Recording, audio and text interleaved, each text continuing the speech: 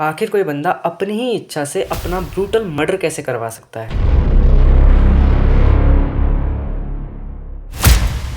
25 जनवरी 2025 का टाइम होता है। एक पुरानी गवर्नमेंट बिल्डिंग में विक्टिम अपने दोस्त को इशारा करता है और दोस्त इंस्टेंटली उसके गले में 3 से 4 बार कट मार के उसका सर उसके धड़ से अलग कर देता है। ये एक हॉरिफाइंग इंसिडेंट है जो वियतनाम में साल 2025 के स्टार्टिंग में हुआ था और लेट 2025 तक चलता है। ये पूरी स्टोरी आपका दिमाग हिला के रख देगी। A man who killed, dismembered, and cooked another human being, yet showed up to work the next morning like nothing had happened.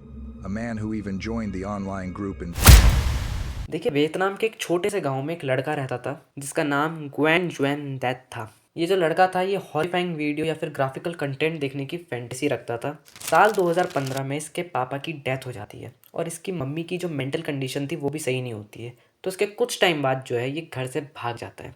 सबको ये लगता था कि ये किसी दूर की सिटी में फिश मार्केट में काम करता था, क्योंकि ये बीच बीच में अपने गांव तो आता था लेकिन अपने घर से बहुत दूर रहता था। ईयर 2020 में इसकी मुलाकात ग्राफिकल कंटेंट की एक वेबसाइट में एक आदमी से होती है जिसका नाम डुएन वैन सैंग था। ये वियतनाम में मार्केट सर्विलेंस ऑफिसर था।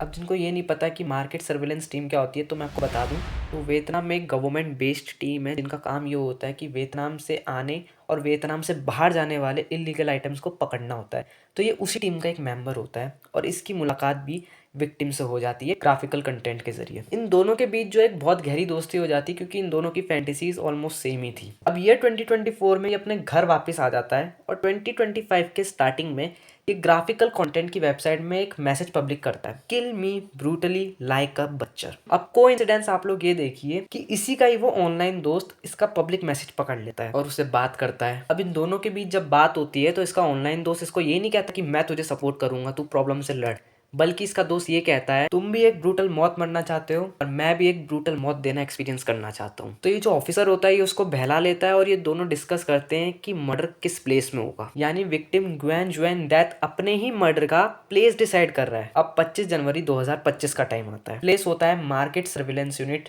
Building number 4। अब ये जो बिल्डिंग होती है ये मार्केट सर्विलेंस टीम की एक वर्किंग बिल्डिंग हुआ करती थी, लेकिन ये 2025 के न्यू ईयर के टाइम मार्केट सर्विलेंस टीम को जो है एक नई बिल्डिंग अपॉइंट हो जाती है।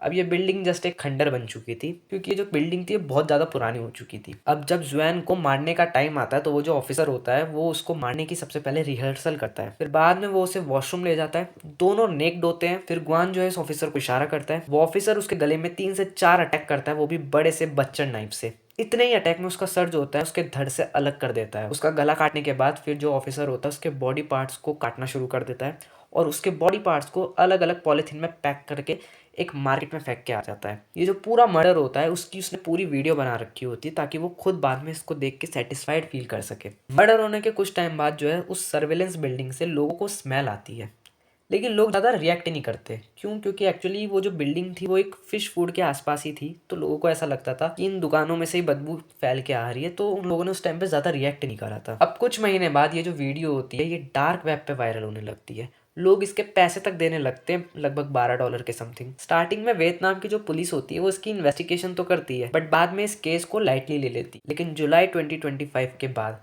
ये वीडियो वापस वायरल होने लगती है, वो भी टेलीग्राम और अदर इनक्रिप्टेड ऐप में अलग अलग पार्ट्स में। इस बार पुलिस और गवर्नमेंट इस केस को सीरियसली लेती है और इन्वेस्टिगेशन करना शुरू कर देती है। और फिर डेट आती है 28 नवंबर 2025 जिसमें पुलिस जो है उस ऑफिसर को कैप्चर कर लेती है जिसने उसको मारा होता है, और जब बाद में उससे इंटेरोगेशन होता है तब जाके वो पूरी स्टोरी बताता है और दिसंबर में जाकर इस केस का असल में खुलासा होता है। और अभी भी ये केस चल ही रहा है। ह्यूमर्स के अकॉर्डिंग उसको वियतनाम के क्राइम लॉ के अकॉर्डिंग ही जो है सजा मिलेगी, या तो 12 साल या फिर मौत की सजा।